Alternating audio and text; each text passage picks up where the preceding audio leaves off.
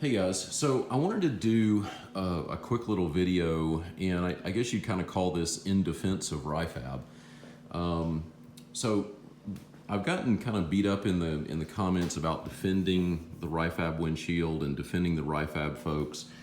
And this is, if you're not familiar with them, this is Ryfab here. Their website is just ryfab.com. Yes, I am defending Ryfab. I am standing behind them. I'm standing behind their product, regardless of the comments. Some people have said, it shouldn't take this much work to get it installed. It should just fit.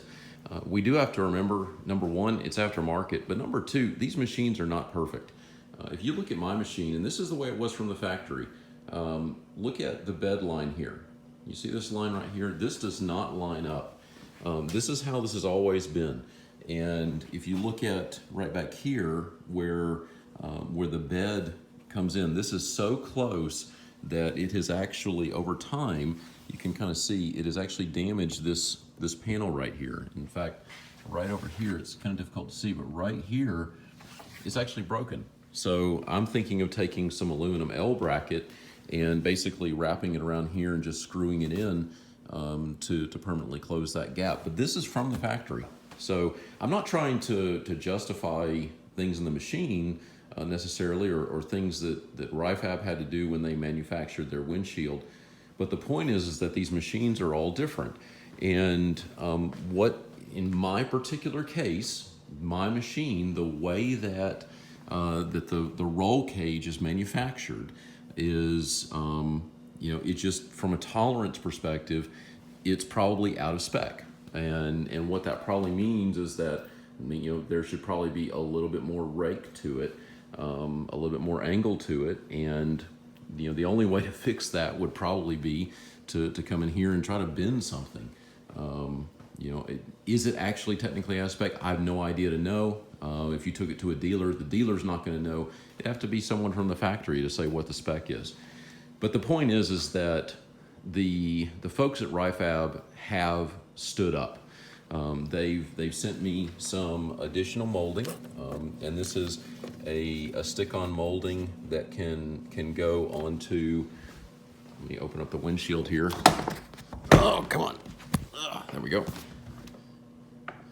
It's an additional molding that can stick on up here. They've also sent me this molding here, which is a larger form of what's on here. And so it's basically a little bit deeper. So I'm going to try the combination of these two. If those don't work, someone else on the forums said they had a similar issue on their machine, and what they did was they took, basically, I actually have some of this over here. This is a larger piece of it, but this is the stuff that you wrap around your water pipes. And it has a sticky material on each side. It has an adhesive, like a double-sided tape on it. And I have it on here so that when my wife comes in, the height of our garage, when her door opens, it doesn't bump that. So they suggested taking a piece of that, is smaller than what that is, but a piece of that and wrapping that around here, that would close the gap. The point is that I'm not the only one having this issue. This is not a fault of Ryfab. There's been plenty of people who have said that their Ryfab windshield just fits right in. My machine, and at least a couple of other people's machines, they have this particular issue. So I absolutely stand behind Ryfab. They have done everything that they can to try to help me out. I've spoken to them on the phone a couple of times. They shipped me this, no charge, at their expense. They sent me this just to try it out, see what happens, and I appreciate that. I appreciate good customer service. I have no doubt that if I ran into an issue with this, I needed a part for this, I could call them up, they would ship it out to me, and I would likely volunteer to pay for shipping at least, if not pay for the part. So again, I can't fault those guys for that. They have stood behind their product, and they've been willing to work with me to try to get this working the way that it should, get it fit the way that it should. For me, that means a lot more I've seen some other people on the, you're thinking about just the Polaris side. Recently, Polaris released the extended fender flares. They've had issues with those. One of the issues I saw is if you have a 4-seat General, they're shipping out the wrong parts. And people are saying, oh, I had, a couple of dozen phone calls trying to get it straightened out, and it's taken 3 or 4 weeks to get them to ship the right parts and things like that. I'm not faulting Polaris. There's a lot going on. There's a lot of people that want those fender flares. I'd like to get myself a set of those fender flares. I don't have them yet, but at some point I do plan on getting them. And so those are the things that go on. The biggest thing that we want to do is, of course, stand behind the suppliers, stand behind the folks that are making these products, because they are really good. This is a really innovative solution. This is something that Polaris does not directly offer something of this style. Yes, the OEM windshield looks nice. Would it fit? Maybe, but given how my machine is with the curvature up here at the top, would it fit completely without any type of issue? In this particular case, I don't think it would.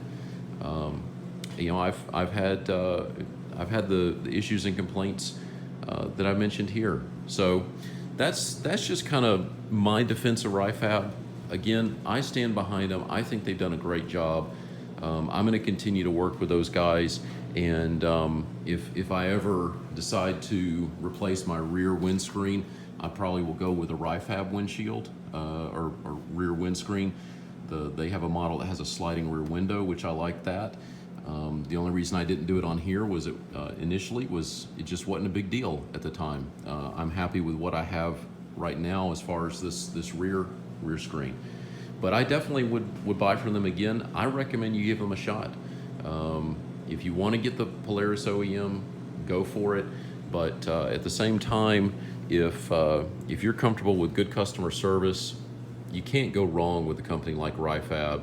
And and they're not paying me to say this. I bought this windshield. I paid for this windshield. The only thing they've done is, as part of their customer service initiative, is to send me this for free so that I can try to get this closed up. And I think it's probably going to work. And if it's not, it's going to be really darn close, where I've only got to tweak it just a little bit more. And I'm perfectly fine at doing that. So that's where things stand on the Ryfab windshield. Thanks for watching. And feel free to comment below. I do welcome the comments. I welcome the discussion. But I would also say, too, everyone keep your mind open as far as what the options are, and ultimately make up your mind on where you want to spend the money.